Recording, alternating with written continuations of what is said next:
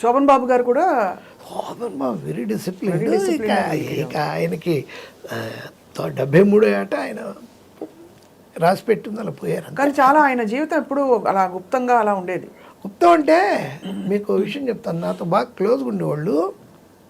మేము సోగ్గాడి కాపురం అని ఏవేవో సినిమాలు ఆయనకి రాశాను 3-4.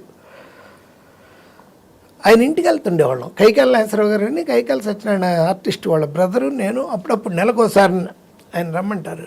ఇంటికి వెళ్తే భోజనం పెడతారు, కబుర్లు సినిమాల గురించి సరదాగా. ఆయన ఏమి ఎవరితో కలవరుగా. ఆయన ఎంత ఇది అంటే మేము రిటర్న్లో మా కారు ఎక్కడికో బయటికి వెళ్ళింది, మేము వచ్చింది నాగేశ్వరరావు గారిది. ఆయన మా కారులో దిగిపోండి అని చెప్పి వాళ్ళ రాజా అని ఉండాడు మేనల్లుడు ఇచ్చాడు. డ్రైవర్ ఉన్నాడు, మేము వెనక్కి కూర్చున్నాం. నా పక్కన కవర్ ఉంది, కవరు ఇచ్చాను రాజాకి. రాజా గారు ఇక్కడ ఏదో కవర్ ఉంది అని ఓపెన్ చేసి మాకు చూపించాడు.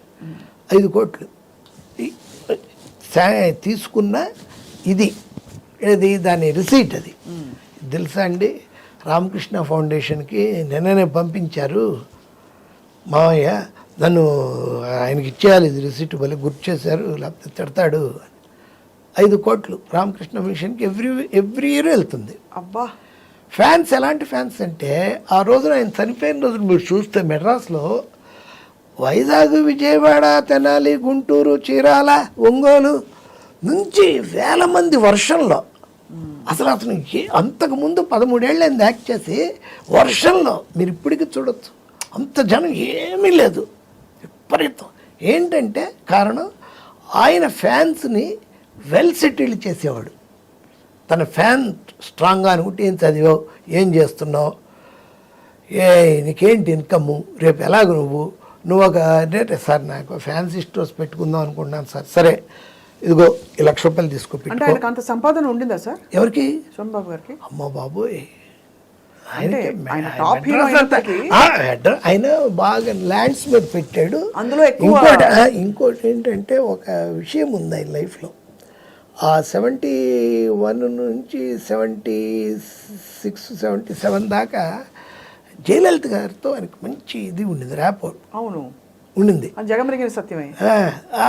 ఆ ర్యాపోర్ట్లో ఈయన బాగున్నాడు హ్యాపీగా, ఆవిడే బ్రహ్మాండంగా, ఆవిడే బాగుంది. ఆవిడేం చేసిందంటే ఎంజీఆర్ గారు స్విస్ బ్యాంక్లో పెట్టిన ఒక 3,000 కోట్లు శోభన్ ప్రేమతో, ఇది నాకు సరిగ్గా తెలియట్లేదు నేను అది ఆయన ఏంటి ఎంజీఆర్ అది తన తల మీద పెట్టుకున్న టోపీ లోపల ఆ మొత్తం వివరాలు పెట్టుకునేవాడంట. అందుకే ఆ హ్యాట్ ఎప్పుడు అలా పెట్టుకునేవాడంట. నిజమా సార్? నిజం.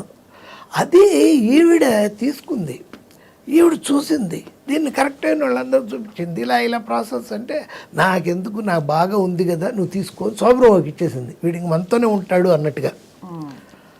దాన్ని ఆయన మంచి స్థలాలు గిలాలు కొని జయలలితకి సగం తనకు సగం చేశాడు, మిస్యూజ్ చేయకుండా.